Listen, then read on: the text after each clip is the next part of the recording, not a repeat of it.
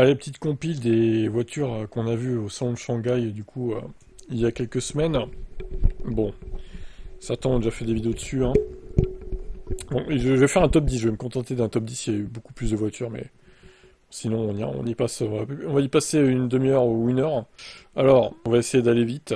82,7 kWh pour cette Xpeng P7, charge de 10 à 80% en 29 minutes. Donc celle-là, elle est dispo dans d'autres pays d'Europe. Là, par exemple, c'est un site luxembourgeois, edinautomotive.lu. Donc, bon, en France, ça devrait arriver normalement, hein. Par contre, je suis pas fan de la couleur verte de la P7 Wing Edition, hein. Donc, l'autonomie, c'est entre 505 et 576 km globalement. Elle a un design sympa, une bouille sympa, je trouve. 10 à 80% en 29 minutes, donc ça recharge plutôt rapidement. Donc, c'est une berline électrique, pas mal. On a, pour continuer chez Xpeng, la Mona M03. Bon, même si c'est pas un nouveau modèle à proprement parler, hein, elle date déjà de l'année dernière, cette voiture. 4,78 m de long, 1,89 m de large, 1,44 m de haut, 621 litres le coffre. Gros gabarit quand même, hein. Bon, là-bas, elle est vendue 15 000 euros, avec un modèle de base 52 kWh, 140 kW, le moteur du coup. Et t'as une version avec 62,2 kWh, vendue 20 000 balles à peu près. Et du coup, ça doit être une...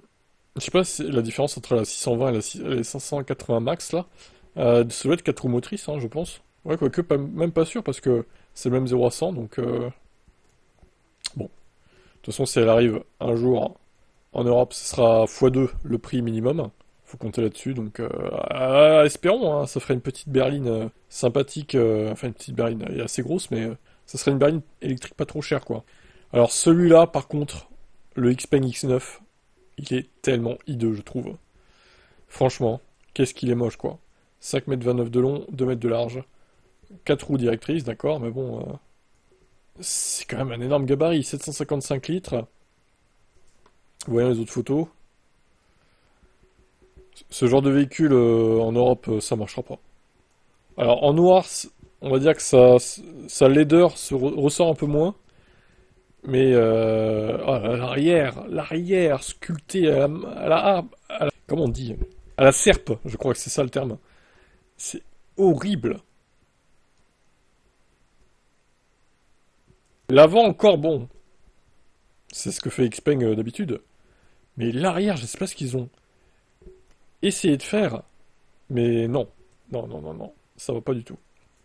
Quelles sont les caractéristiques de ce véhicule de l'enfer? 94 kWh pour la petite batterie entre guillemets et 105 pour la grosse.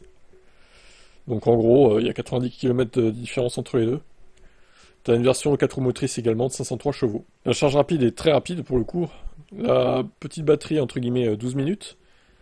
Et la grosse 20 minutes. Alors par contre il y a une sacrée différence, je trouve, 8 minutes de différence entre les deux batteries alors qu'il n'y a que 10 kWh de différence.